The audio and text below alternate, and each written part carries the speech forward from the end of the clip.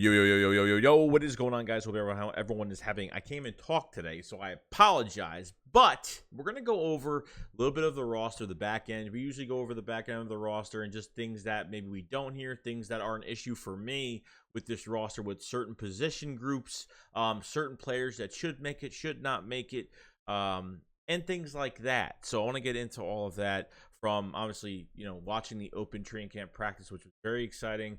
From the fans, seeing a lot of video of all the good things, but we have to notice some of the bad things or the things that we still have to work on. Number one is the tight end position right now, because we're losing tight ends like every day. Okay, I mean, literally, it's Dallas Goedert. You have Grant Calcaterra still with the hamstring injury, which, oh man, he's losing such valuable time right now. Like, Grant Calcaterra and obviously Jack Stahl would be my two guys that were going to be really going at it for that second spot. But Tyree Jackson's on the PUP list, okay? You have Noah Nagai, I forgot his name, if that's his name. That's another tight end that really hasn't shown too much promise to me. You have that guy, Graham, that ended up getting, ended up going on IR, and this was a guy coming off of an ACL last year, and he got hurt yet again, and on IR. It's not enough, guys. Like, we're the tight end group, like, competition wise, like, it's gotten a lot weaker because between all those guys being out, and I think with Jack Stahl, I think he's probably one of the most promising guys to be the number 2 tight end, with Grant Calcaterra obviously being on, is out with an injury right now. Grant versus Stahl would have been probably very exciting to watch because Grant did play with Jalen Hurts, and I've loved how he high point the ball. He can stretch his arms out and catch everything. And I've loved Grant's tape at SMU, and obviously some tape at Oklahoma as well. And obviously had issues with the concussions and had to take a year off. And I think he took a year off, and then he went to SMU, and I think he transferred. I think that was the story. Jack Stahl, undrafted last year. Okay, got the most undrafted free agent money. And has worked out really well as a blocking tight end. He does a lot of the dirty work, and I would like to see him more in the passing game, a little bit more each day. They really didn't throw him in the passing game too much. He caught a couple balls last year, but nothing crazy. So, I mean, am I comfortable with Jack Stahl? I'm like in the middle with him. I think he's solid. I just want to see him more in the passing game. Can he be a consistent catcher with the Philadelphia Eagles? You never know when Dallas Goedert gets these injuries every year. Like, he gets one injury and he'll be out for a good amount of weeks. Sometimes that happens to him. You need a number 2. You need someone in there that's reliable. And is Richard Rodgers reliable? I don't know, because that guy can't stay healthy either. And it seems like we're always signing him and releasing him and signing him and releasing him on an injury list or whatever the case may be. But the tight end position is definitely a lot weaker now. And a lot of guys between PUP, IR, you name it, you lost like 3 guys. So they need to add another body, regardless if it's a no-name or somebody, to really help this position out. I'm not saying that Jack Stahl can't get it done. I think he can be the second tight end pretty easily. But it's unfortunate that Grant Calcaterra is injured and pisses me off a lot. So definitely need improvement there. Now, number 2 is going to be Coyote Awosika. I can't say his name, so if I say it wrong, it is what it is. Okay, the Eagles are on, their 4th left tackle as of right now. I mean, it's pretty bad. With Mailata being out, Dillard being out with concussions, you have LaRaven Clark that, yet again, can't stay healthy with a hamstring injury. And now you're down to, I think it was John Sills and Coyote Awosika. I can't say his name right. They're down to 2 guys. And, unfortunately, it gives us a bad look because, when we're trying to get this offense rolling, whether it's 11 on 11s or whatnot, it's tough because you already lost so much depth at left tackle. You just can't protect Jalen Hurts' blind side, even for camp. So, that's another position that's kind of off right now.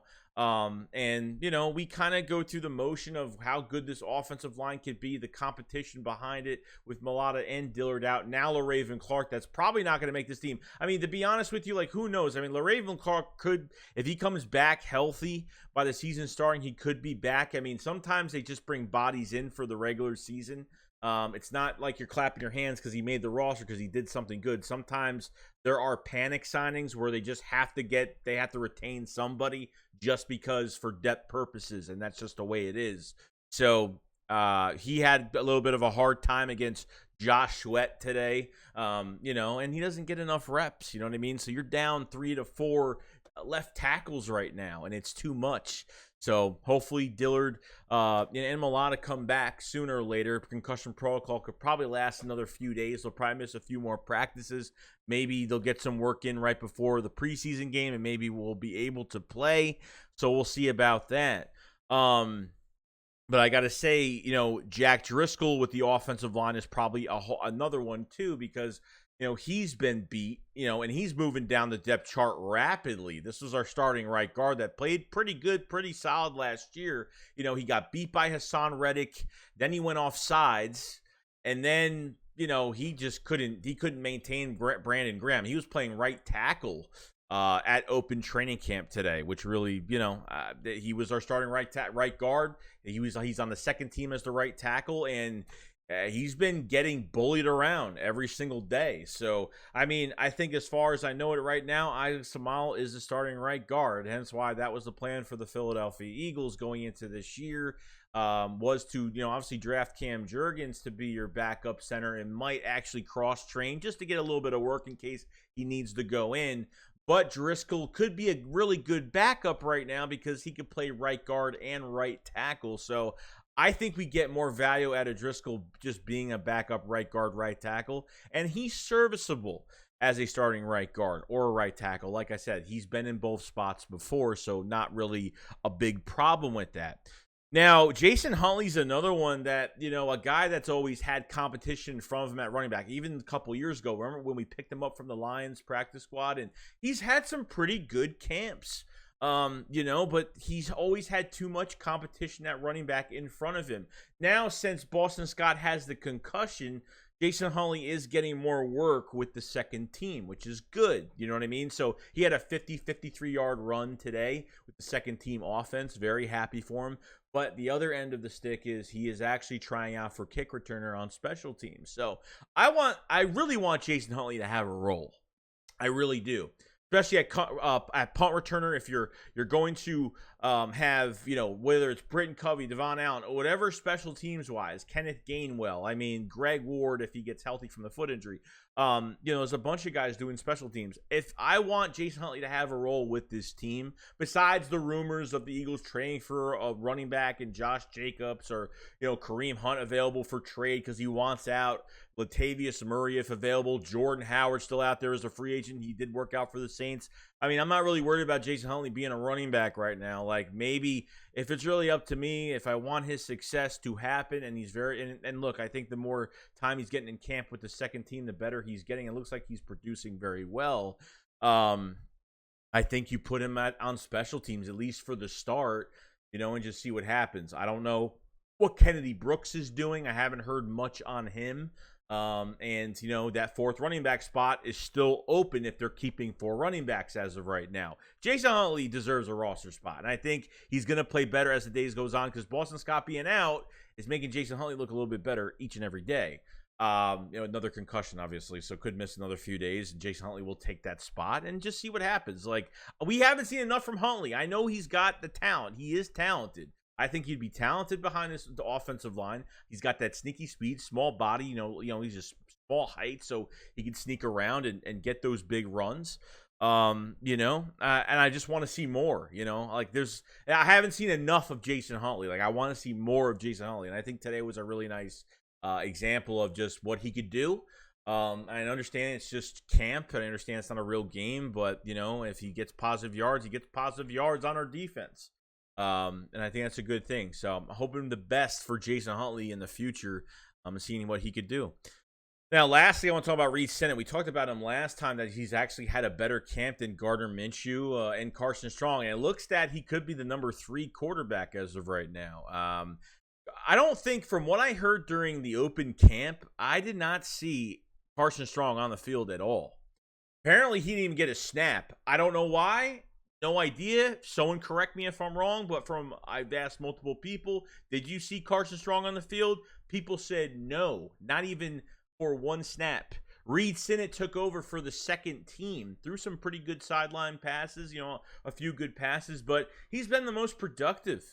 Even Gardner Minshew, was with, I think, the third team, or maybe took over the second team later on, but Gardner Minshew really hasn't looked good since the second day, maybe. The first day he was on fire and he kind of fell off. I don't know what's going on. Is his head in it? Is his psyche all messed up? Does he want out of Philadelphia? There's already trade rumors going around that, the Eagles are taking calls for Gardner Minshew right now, but they're not pulling the trigger yet. So there's a whole bunch of stuff going on. And, I'm not saying Reed Sennett's going to be anything special, but I'm just going over the quarterback position in general. That Hurts is the starting quarterback to prove himself as the franchise QB.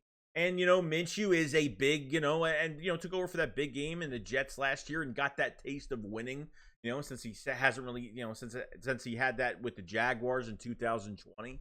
And want to be a starting quarterback again. And I feel like a part of Minshew wants to be a starting quarterback again. And he had that tweet that he put out, that cryptic tweet that was like a quote from something, sound like he was kind of wanted a chance, kind of want to go somewhere else. I don't know. I don't have it on me right now to show you guys, but just little signs here and there from Minshew that maybe his head's not really all in it. I'm not going to speculate. I'm going to speculate, but that's as far as it goes. That's not the truth. I'm not saying that is facts.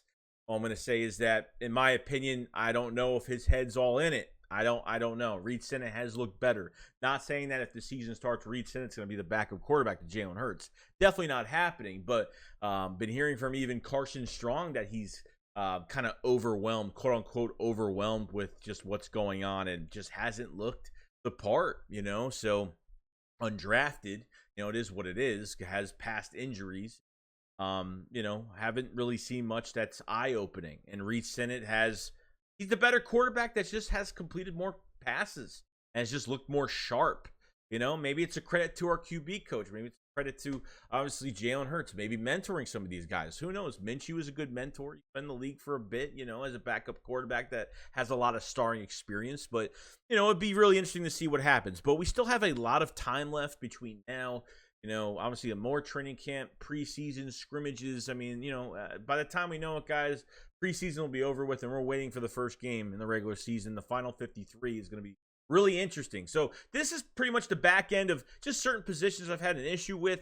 Injuries is definitely a big one here. And around the league, guys, these guys aren't even tackling during training camp, and the list is ridiculous for injuries. It just is. So it's kind of crazy. But other than that, guys, it's pretty much it. Let me know what you guys think about everything I talked about. The tight end group obviously being very weak. Jason Huntley, does he deserve a better chance with even Boston Scott being out with a concussion? Do you think he could be something on this team? The quarterback position, Reed Sinnett playing better than Carson Strong. Minshew just not, I don't know what's going on with him. What do you guys think? And it's going to be interesting, man. So every day we will go over the back end of things, the important things. The depth is very important. As much as it's not flashy and maybe people won't care about it, I do, because, God forbid someone gets injured. There are guys that have to step up and prove their worth. I think that's what's really important. So other than that, guys, that's pretty much it. I will see you guys on the next one. Shake Squad up, follow slide. Peace out, guys. Peace.